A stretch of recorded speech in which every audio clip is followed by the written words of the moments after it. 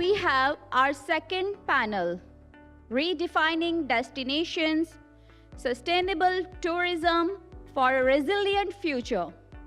This panel will address the importance of sustainability in tourism and how destinations around the world are adopting to build a resilient future. Please welcome our esteemed moderator, Ms. Adeeba Khalid Jadoon, Chief Marketing Officer at Pakistan Travel Mart, and our distinguished panelists. Okay, so now I'm calling our distinguished panelists, Mr. Harry Hwang, Regional Director, Asia Pacific at UNWTO. Next, Mr. Florian Sengstschmid, CEO of Azerbaijan Tourism Board. Mr. Aftab Rehman Rana, Managing Director of Pakistan Tourism Development Corporation. Mr. Jumakhonzada Jamshed Jurakhan, Chairman, Committee for Tourism Development, Government of the Republic of Tajikistan. Thank you to all our panelists to join us on stage. Let's begin panel session 2.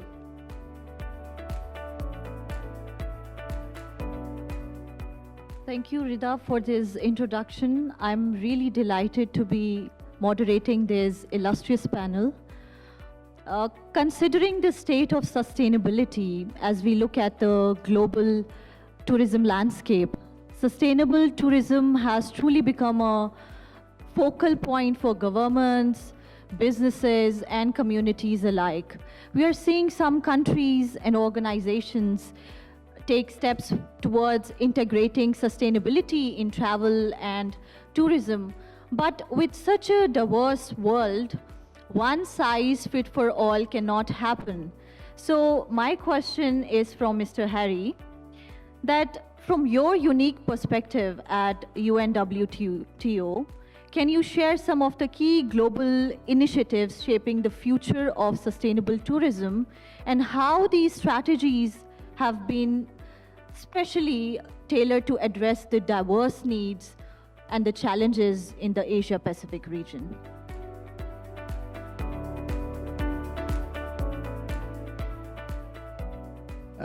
Thank you so much, Adeeba. And first of all, I would like to extend my heartfelt thanks to the organizer of Pakistan Travel Mart and Adeeba for extending such a warm welcome and inviting the UN tourism to this inaugural forum, the Sustainable Destinations Forum. And I believe this is our first attempt to joining this inspiration and discussion. I'm super happy to be with you guys, and together with our good friend from Azerbaijan and Tajikistan, and of course the Pakistan, where you will love to stay longer. I think that I like that catch line. And perhaps for those someone here who are not really familiar with what UN tourism. By the way, we changed our name from UNWTO to UN tourism. I believe that this UN tourism tell you more clear picture what we are doing. We are doing exclusive tourism as a UN agency, and we have 160 member states from the central government in charge of tourism. So our initiative and many strategic the product that we are doing services are more focused on our members in the Ministry of Tourism.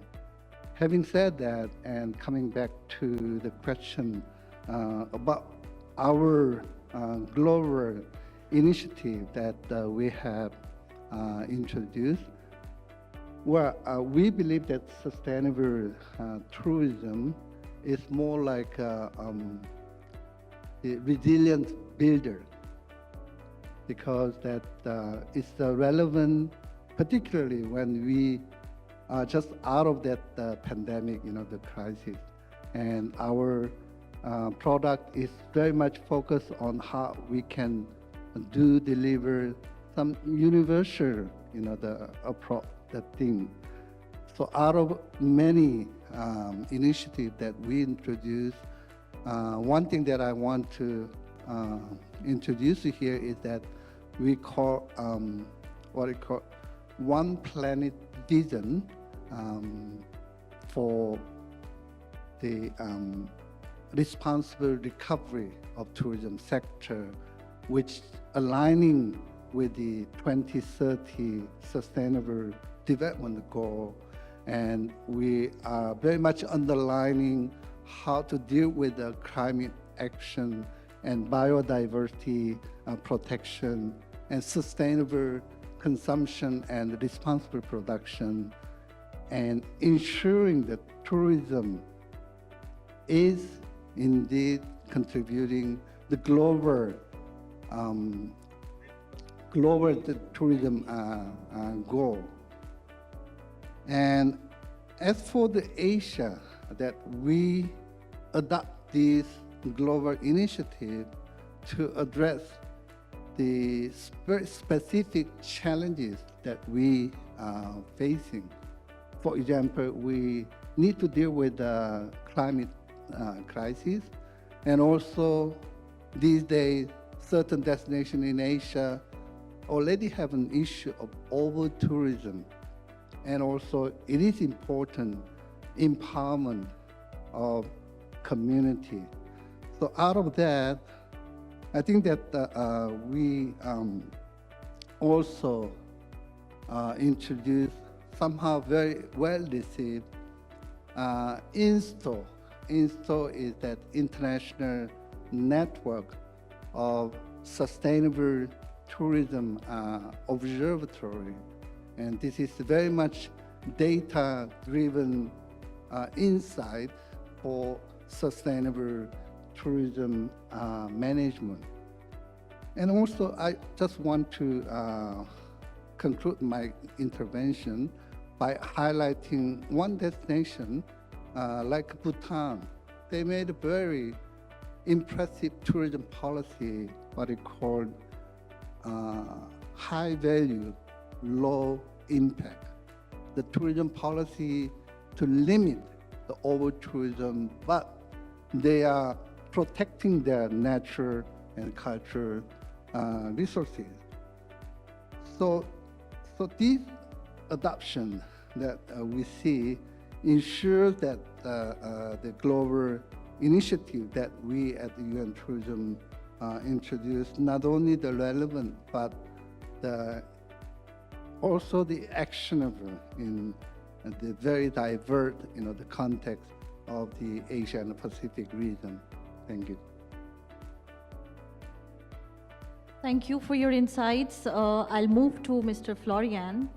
And I'm very much impressed with how Azerbaijan is becoming a tourist destination. It started off really late.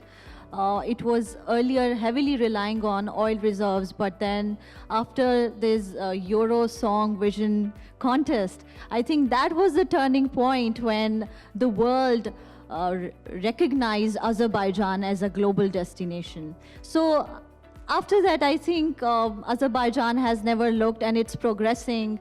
It's becoming a very I think it's becoming a bucket. It's becoming a destination on everybody's bucket list. Everyone wants to explore Azerbaijan. So Azerbaijan's tourism sector has evolved remarkably over the years, positioning itself as a destination of cultural and environmental significance. So now I want to understand that Azerbaijan is also working on building a strong foundation, a sustainable destination foundation. And what do you consider the top three factors that have really contributed to the success story of what Azerbaijan is today as a destination. Thank you very much for this introduction. Great to be back to PTM. Congratulations to the PTM team for arranging another second edition successful show. It's great to be part for the second time. We've been here in 2019.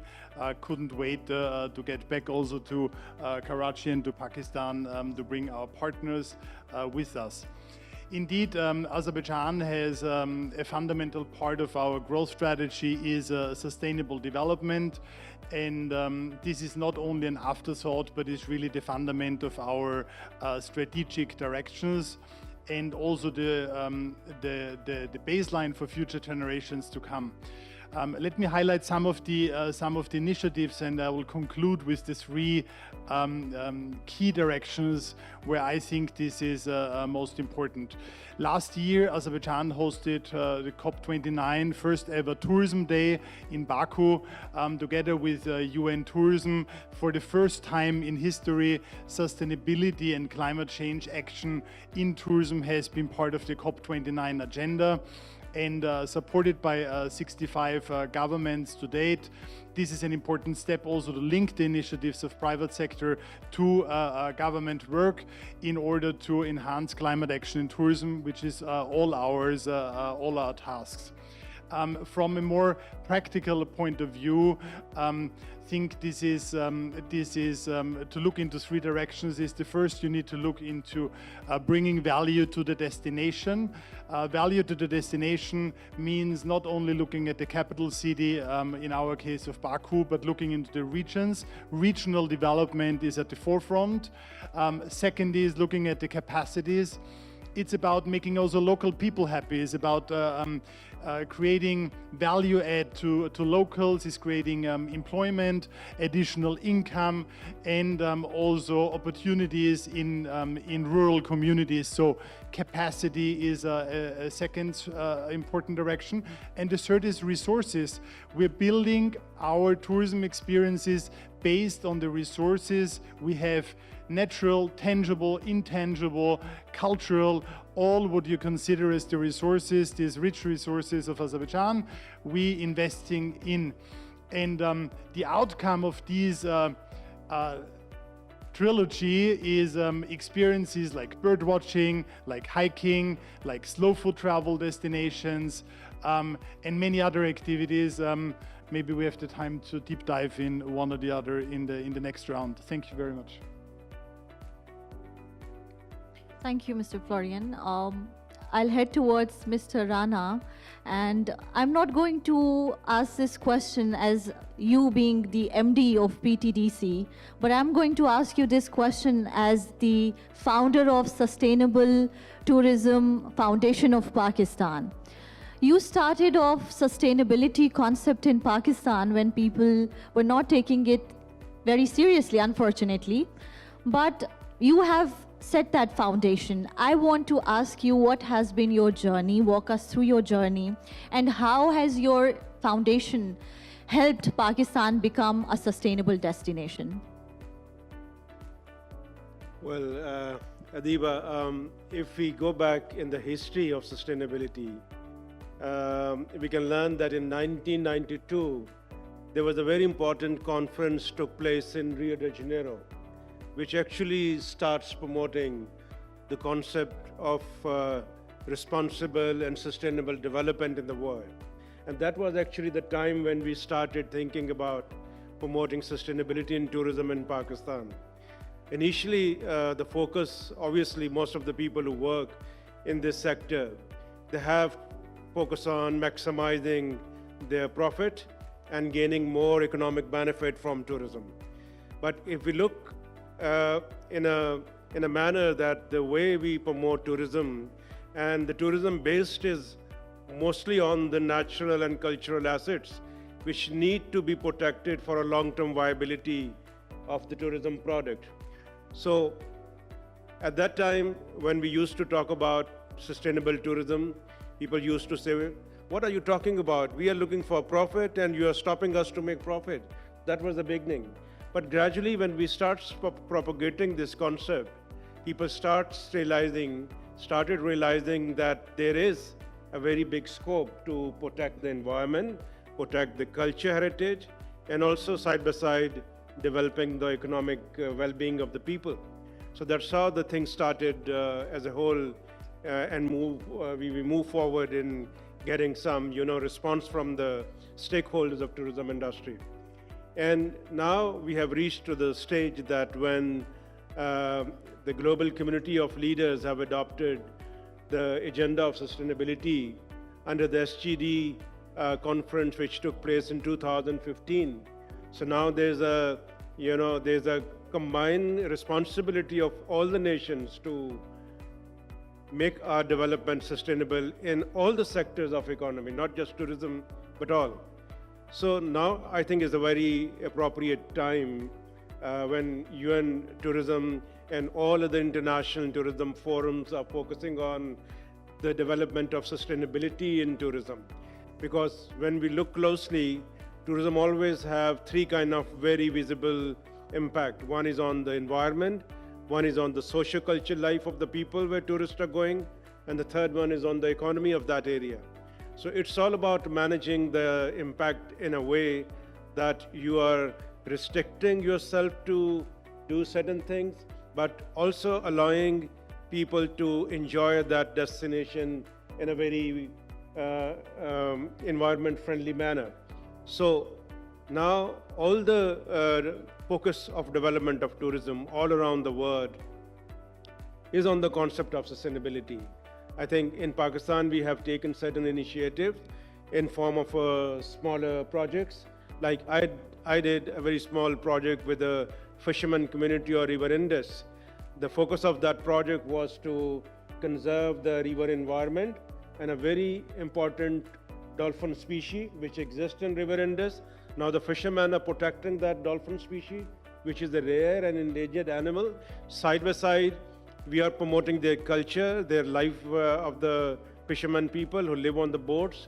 And now they are promoting tourism in their area and making livelihood, not just by killing the dolphins or catching more fish from the river, but to showing tourists the dolphin, the birds, and enjoying the nature of that area.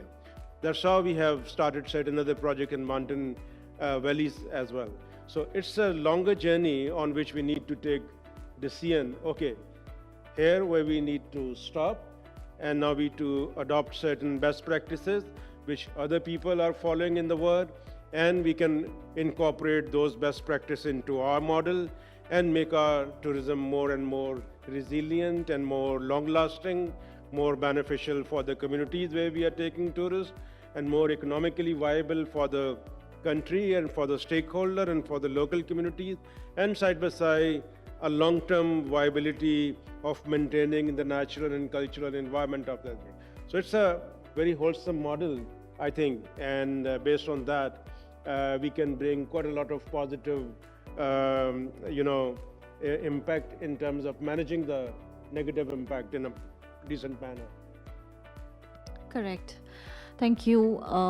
Tajikistan is a beautiful destination. I was researching about it yesterday, and Dushanbe is such a beautiful city with greener spaces, with electric cars. It's a very modern city.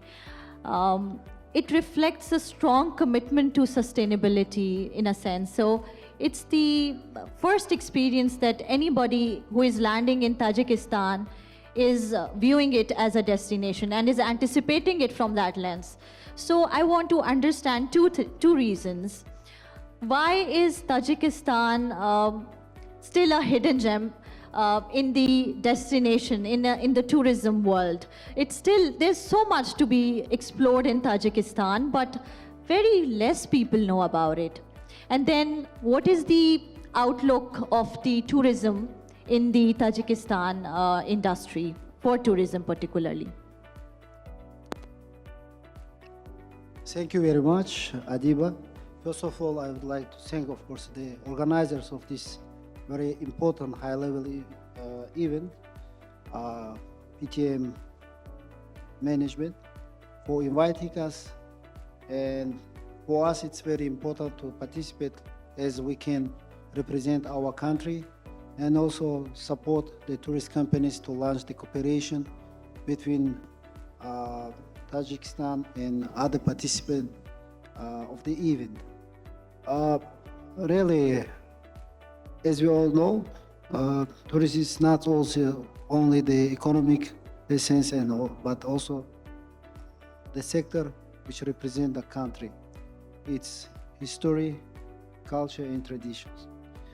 Concerning directly your questions, I would like to say that really Tajikistan is famous with its unique nature, rich historic and culture and traditions. And for the last years, Tajikistan made a big steps to develop the tourism sectors. The last year, 1.4 million tourists visited Tajikistan from the more than 100 countries.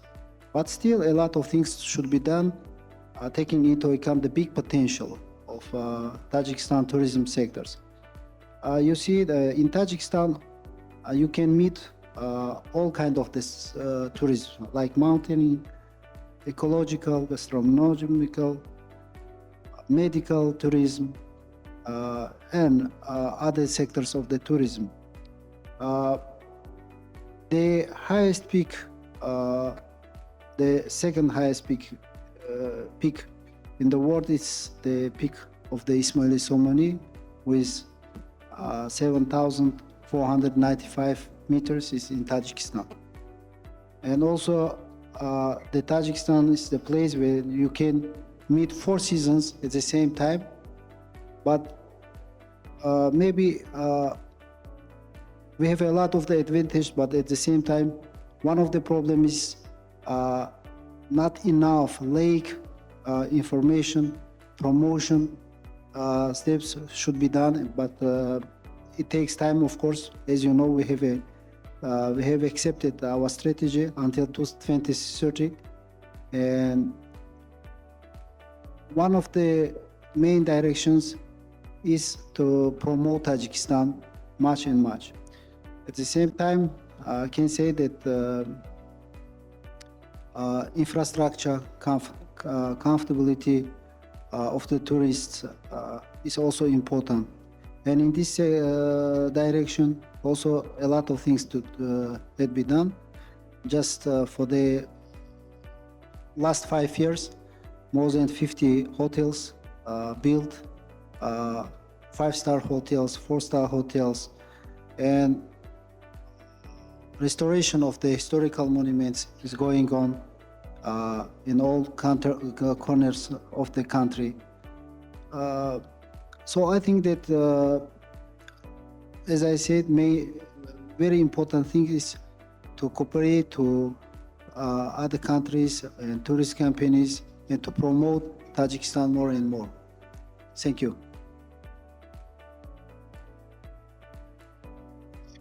Now I'll get back to Mr. Harry. You see that sustainable tourism is an idea that has gathered immense attention in the recent years, be it governments, be it entities, communities, everybody.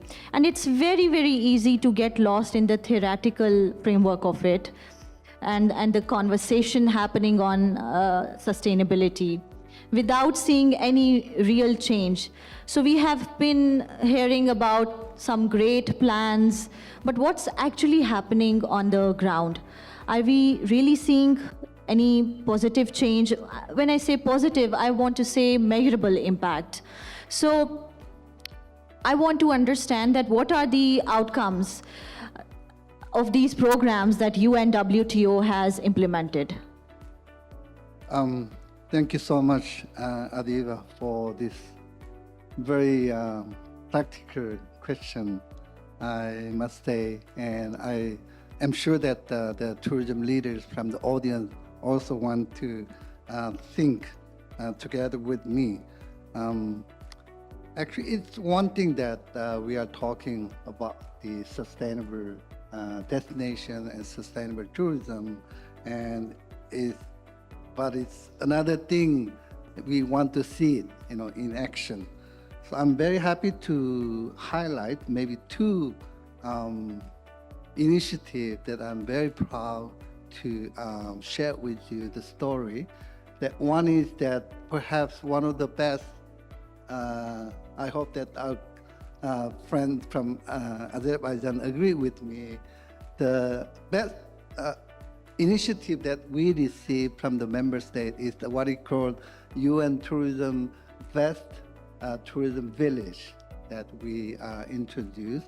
And this is the kind of recognition to the rural area that they practice on sustainable tourism issue and how we acknowledge the local community.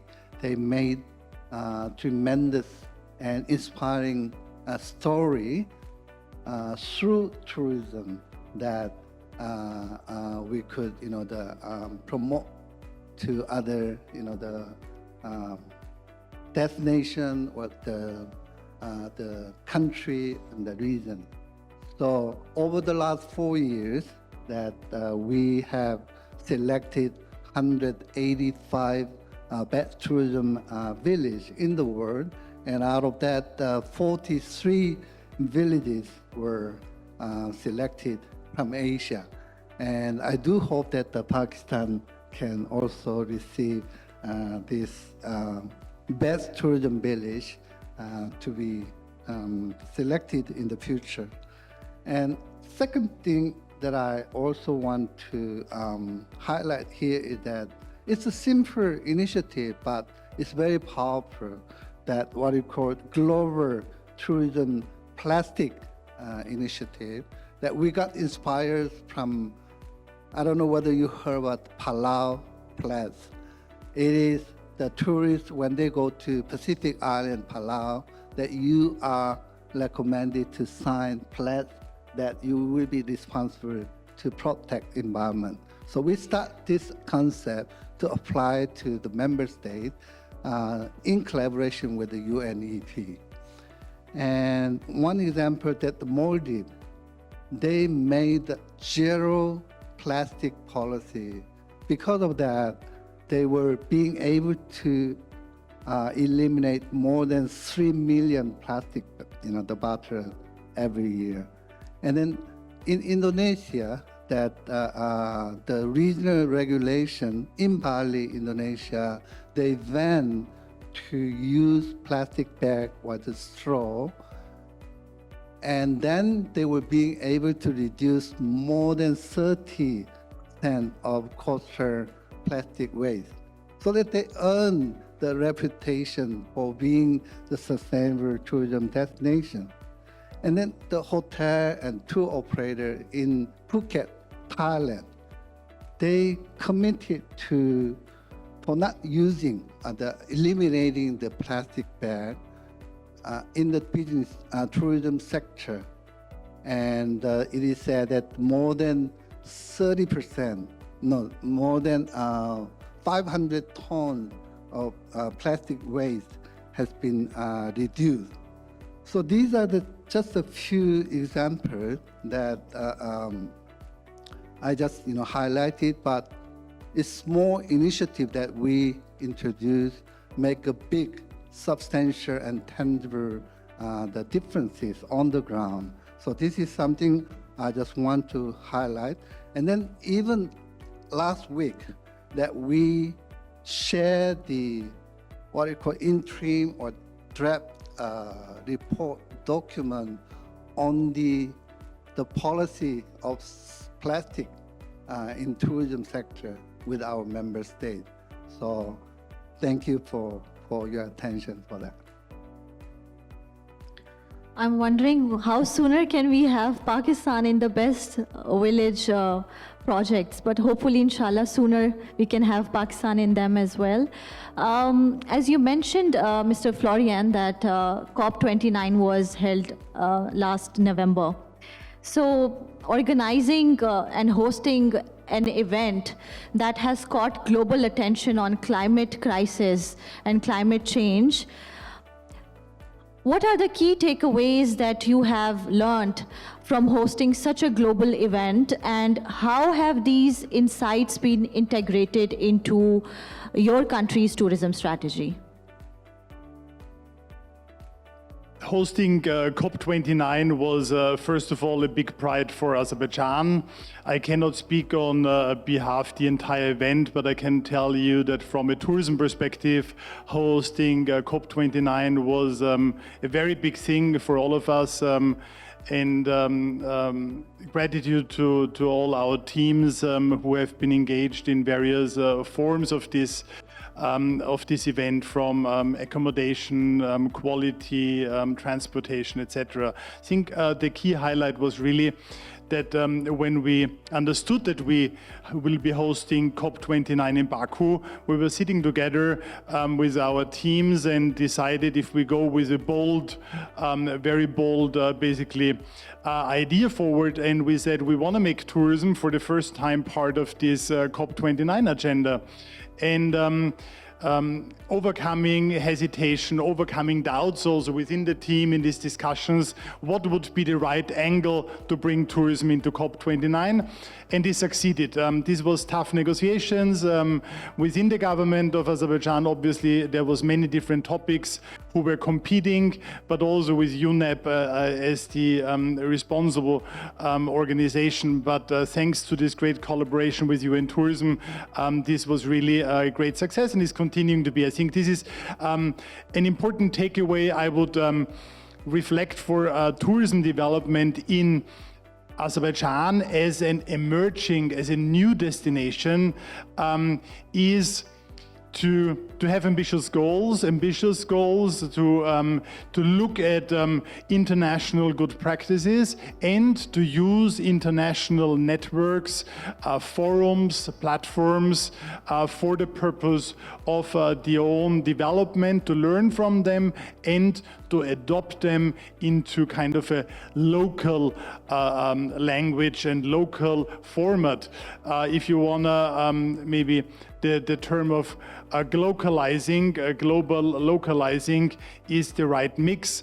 This also applies to many other things, what we do, and many other, for example, we use the WTTC, World Travel and Tourism Committee's Sustainability Basics as our sustainability program for the hospitality sector. We have partnered with a global NGO of slow food for a slow food travel project. I encourage what Harry said to participate in the best tourism villages concept and global plastic initiatives. We are partner of both of it. It's challenging to win the award of the best tourism village, but it's definitely worth the development path also you're going through in a destination. And many other initiatives, I think, is important to look at them, to see how to make them use for their own destination, and to develop out of that a concept which works for the partners, the local stakeholders, and the international communities. I think that is the key takeaway. Put the targets very high. There is a way to achieve them. Thank you. Mr. Aftab, you are working closely with tourism. You have worked on tourism all your life. So as we are just discussing about best tourism villages, so please highlight all those best tourism villages that are already here existing in Pakistan. Their stories need to be shared with the world. And we have, alhamdulillah, many best tourism villages. Please shed light on best tourism villages of Pakistan. Well, in sustainability, what we say that sustainable tourism is what actually meets the needs of present tourist and host communities while protecting and enhancing opportunities for the future. So in Pakistan, which is more or less mostly a rural country, we have very, very interesting and very rich cultural and natural rural environment all over Pakistan. Starts from the mountain, you see We have great diversity of 3 great mountain ranges. And in all these 3 great mountain ranges, we have the region of Gilgit-Baltistan, Azad Kashmir, Khyber Pakhtunkhwa, and the Punjab. And most of these landscapes are rural, and they're very nice, intact villages which are beautiful in terms of their heritage, in terms of their landscape, the hospitable people and all that. We come down to the plains, and then we have Punjab and Sindh and many other regions which are along the Indian border in the Cholistan Desert and Thapaka Desert. And then on the western side, we have the largest province like the Balochistan, where most of the terrain is the rural. So I think in Pakistan, we have great potential to promote the rural tourism and especially showcase the rich culture, history, landscape, and the way of life of the simple way of life of the people.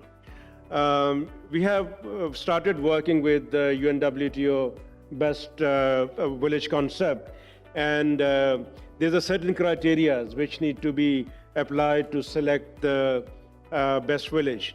Last year, we invited application from all the provincial governments to get the nominations, and we received nomination more or less from all the regions.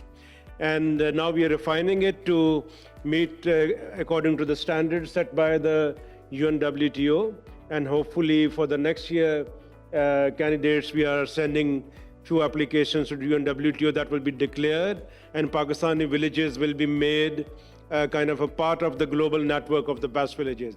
We already have started very interesting 4 or 5 projects in the villages right now.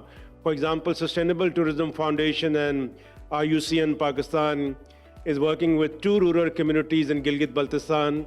One is the region of Gulkin in Upper Hunza, and another one is the Minapin village in Nagar Valley. They are both very interesting in terms of their unique mountain landscape. There are snow-covered mountains, there are glaciers, and there are orchards and agriculture fields. And communities are very, very friendly. They have their intact culture, more or less 900 to 1,000 year old. So very strong, these 2 places are candidate. Now we are working with the communities to develop certain products for the visitors, because village communities are not as organized as the commercial businesses are. So you need to work in terms of providing accommodation in homestays. They're very simple but neat and clean and decent. And samely, you need to provide food which is home cooked by the local village women. And we also encouraging the local women who are making their crafts into the small handicrafts items. We have trained in both the villages the group of tour guides who basically take tourists on different nature trails, bird watching, animal watching, trekking and hiking. So now we are very close to meet the requirement of UNWTO village selection. We had the right kind of villages, but there were certain weak elements. So now we have started working on that, and now we are very close to meet or more or less 80% of the criteria. And now we are working to promote these villages as a tourist product. So we have now developed 2 special interest tourist websites for these villages, on which we highlight the products of these villages. For example, there's a website, visit gulkin.com.pk. There's a website, visit minapin.com.pk, which is managed by the local young people who have been trained to look after their website and promote on social media. And now they have started receiving tourists. We do not want overcrowding in these 2 villages. So we are very selective in terms of attracting tourists. Only those people should come who be responsible while coming to these villages. Otherwise, their socio-culture, norms may be disturbed. So side by side, we have developed a kind of a code of conduct for the visitors. So while you're coming into these villages, you need to be more responsible in terms of taking care of the environment yourself, taking care about your behavior in terms of your dress, your mode of, walking around, modesty and all that. and also keeping in interest of the local economy of those villages. So that's the whole process. It doesn't mean you have a nice place and you start promoting it as a best village. So you have to develop certain parameters. Accordingly, you can open up that place which is acceptable to the visitors, and they are more, comfortable to deal with the tourists in that environment. So on that we are working, and hopefully in next year, 2 to 3 villages from Pakistan will be on the UN chart of best tourism villages. It's very, very encouraging to learn all this. Moving towards Tajikistan again. In the light of the strategy that Tajikistan Tourism Department has developed, 2030, a lot is being done to encourage investors as well. There's so much incentive outline given for the investment segment as well.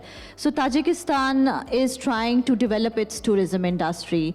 Can you walk us through what are the possible opportunities for the investors who are looking to invest in the tourism industry of Tajikistan?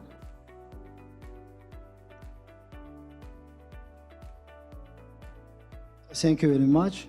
So you mentioned our strategy, and according to this strategy, there are some very important indicators, like the number of the tourists should increase to 2.5 million up to 2030 years, and the population, the employment in this sector, tourism sector, should increase to 10%. And the share of the tourism sector should increase to 8% in GDP of Tajikistan. And to reach achieve these indicators, of course, we must have we must do a lot of things, and one of them is to create comfortable situations for the investors. So the investors should find something interesting in Tajikistan. They should be interested to invest in Tajikistan. And as I mentioned, taking into account our rich history and unique nature, I think that really it's time to invest to Tajikistan. For example, for the big investors, it's time to invest in the tourist clusters. We have a number of the investment projects, and during the events which we have in Tajikistan, outside of Tajikistan, we try, and also on the basis of the investment forums, we represent of these projects to the foreign investors. At the same time, should be noted the Tajikistan government give the benefits and supports the investors which are ready to invest in tourism sectors. One of them is the investors are free to from the income taxes when you are intend to invest in tourism sectors, and all equipments which you bring into Tajikistan, they are free from the tax income. At the same time, for the first 5 years, all the investors which invest to the tourism sector, they are also free from the number of the taxes. And this is really good opportunities. And should be noted that the next years, by the order of the government, we are ready to give more opportunities to the investors. Because without the investment to the tourism sectors, it's not possible to reach the indicators which is mentioned, which is not fixed in our strategy. Thank you. Thank you. We have just entered our last phase of questions. Time is really short, but I have to ask these questions. These are important ones. the global pandemic has changed the way we travel now. It's becoming clear that this shift could lead to a rethinking of how we approach tourism going forward. With sustainability being one of the key focuses in recovery, we are now seeing a potential for more responsible travel behaviors. My question from you, Mr. Harry, is, from your perspective, how do you see sustainable tourism evolving in the post-pandemic world? What is the long-term view of sustainable tourism from UN WTO lens?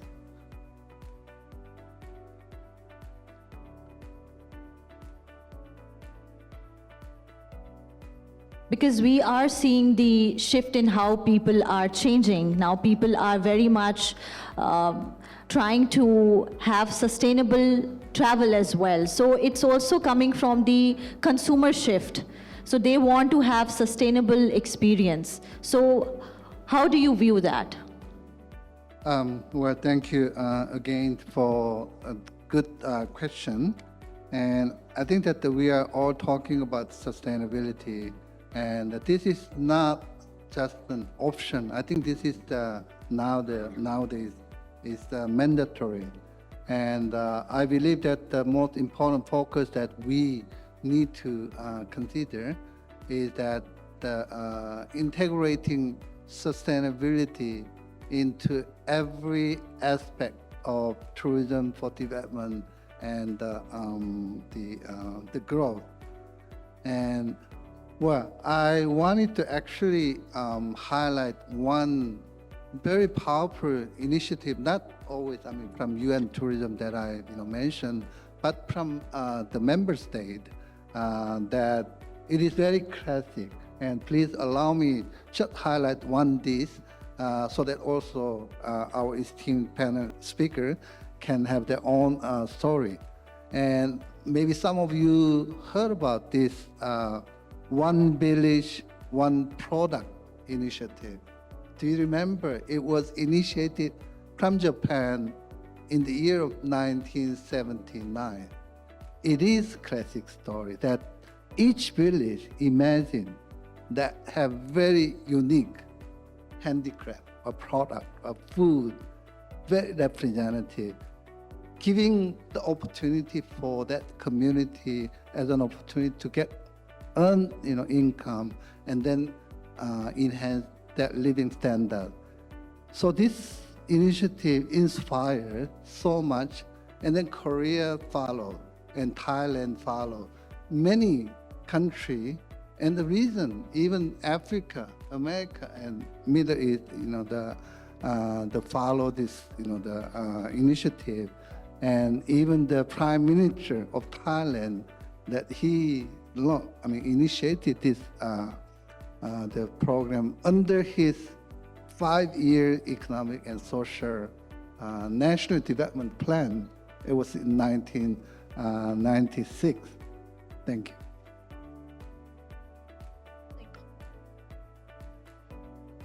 Thank you. My last question from Mr. Florian is, in the aftermath of this liberation of many territories from occupation in Azerbaijan, it is challenging to restore these territories, but at the same time, I see it is an opportunity to write the playbook from the sustainability point of view. So what are the initiatives being done for these territories in terms of sustainable tourism development? Absolutely. The liberation of the occupied territories after more than 30 years of occupation is a very glorious moment, and tourism development is on the forefront in the entire area, which is not to forget about 20% of the territory of the Republic of Azerbaijan. Let me highlight some of the proceedings. There is already great infrastructure. You can now easily reach Shusha, the cradle of culture, on an amazing highway. There is already 4 beautiful hotels operating, one of them a meeting and conference center. Another Another big project in the rollout is Kelbachar, Istisu, hot springs, famous in Kelbachar, the Arctic zone of Azerbaijan. You know, we have 9 out of 11 climate zones in the country. Aftab, a very famous city. There is a big already hotel development. The next international hotel brand is opening this year. So infrastructure is well on the way. The restoration of cultural and historic sites is a very important moment. International experts are working on that along Azerbaijani experts in a very careful and sensitive restoration of all monuments and sites. So I think in very near future, we can all visit beautiful Karabakh region. There is already access. Infrastructure, as I said, is also on the way in terms of airports. Is already operating. So I hope soon all of us can visit Karabakh together. Thank you.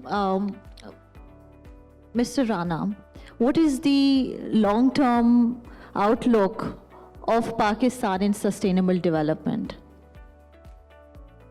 Well, I think first of all, because it's getting momentum in Pakistan to develop sustainable tourism, people are still not fully aware about the importance of sustainability in tourism. Pakistan is a country which is very fragile in terms of its environment, because the terrain we have, the world tallest mountain in the north, and then the flat plains, and then the Arabian Sea.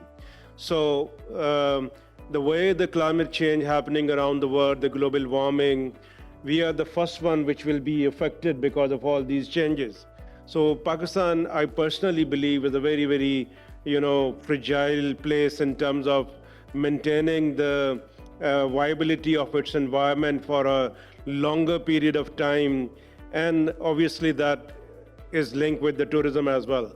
We have recently seen the disasters in terms of the floods, glacier outburst, and the landsliding on the mountain areas, which are very common these days.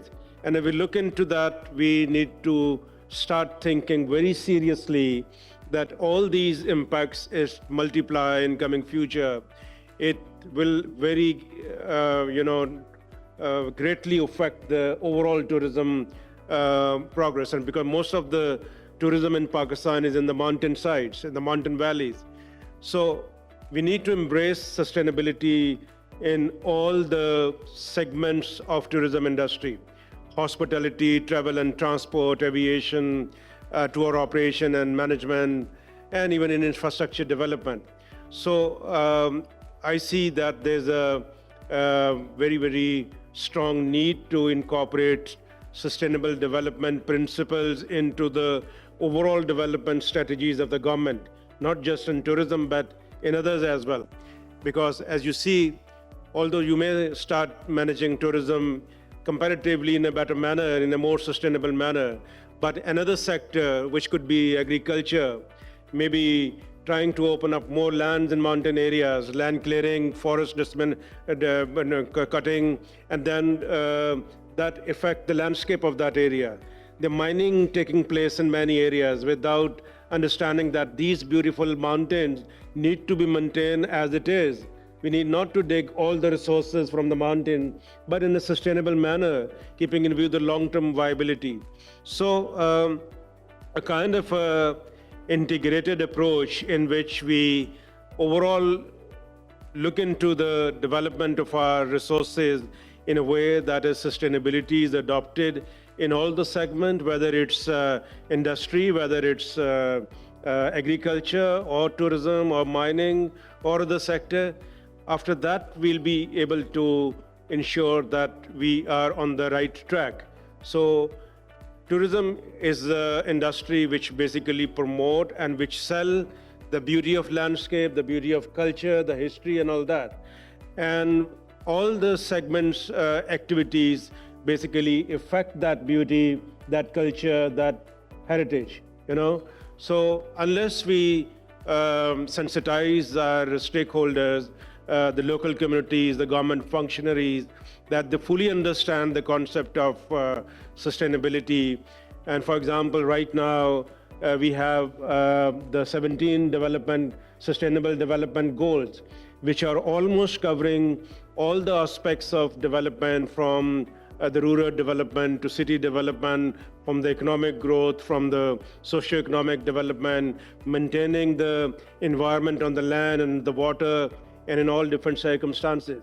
So more awareness in terms of spreading knowledge about Sustainable Development Goals. All the nations have now target to meet all those goals by 2030, and Pakistan is also part of that global community. So if we even start working on the implementation of Sustainable Development Goals in different segments, we can ensure the long-term viability and sustainability, not only in tourism sector, but other sector. So all the sector need to work in harmony, in coordination, and in an integrated approach to maintain all these aspects. And then we'll be in a position in a long-term way to maintain the really nice sustainable tourism in the country. So stakeholders now getting more and more aware about that, but we need to spread this knowledge through media, through the electronic and digital media, so that more people understand the importance of sustainability and cooperation into all these segments.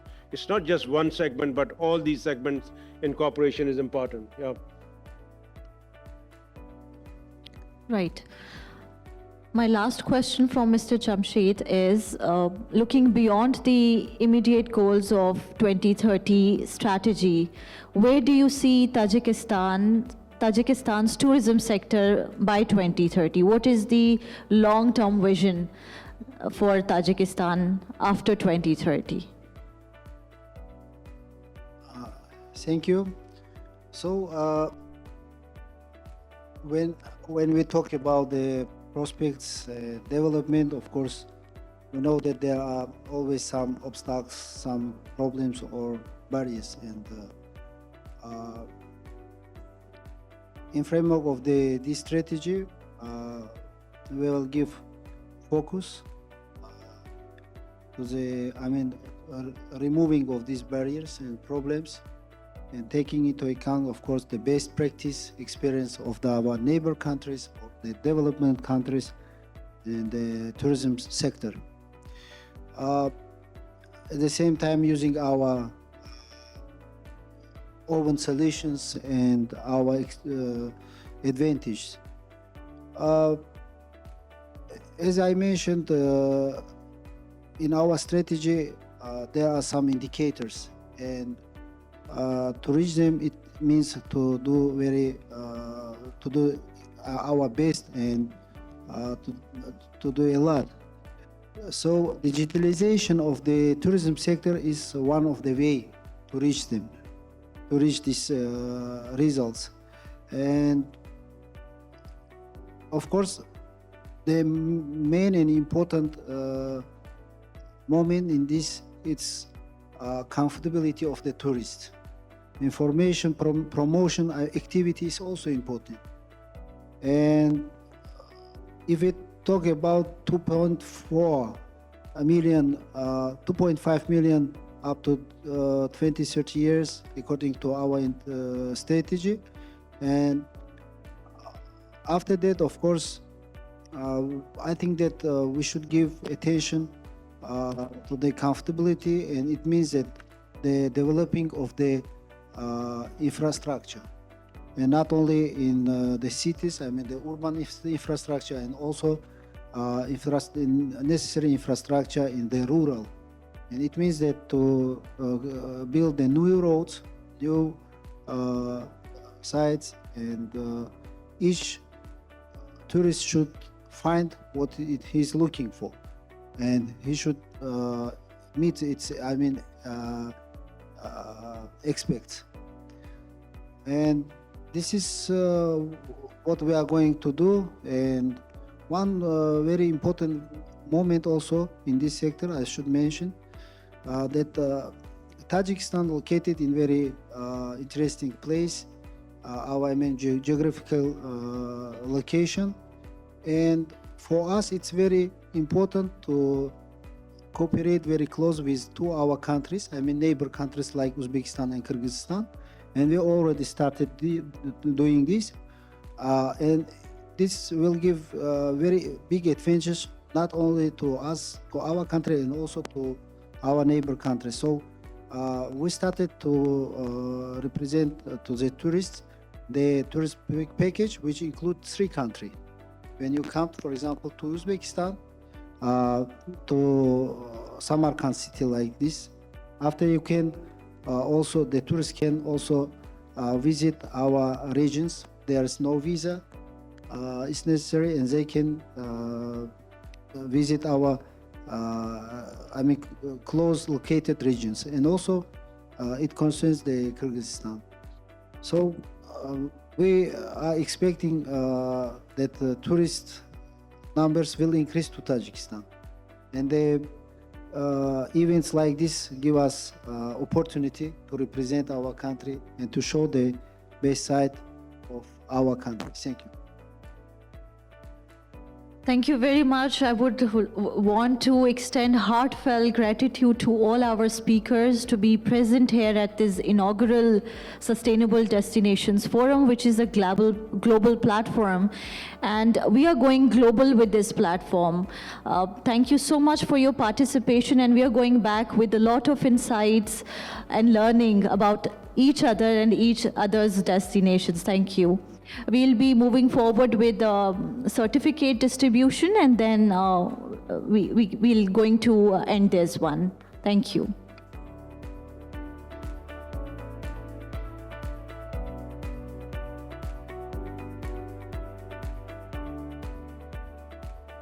Thank you to our speakers for this fascinating session. Now, we will proceed with the certificate distribution for panel 2.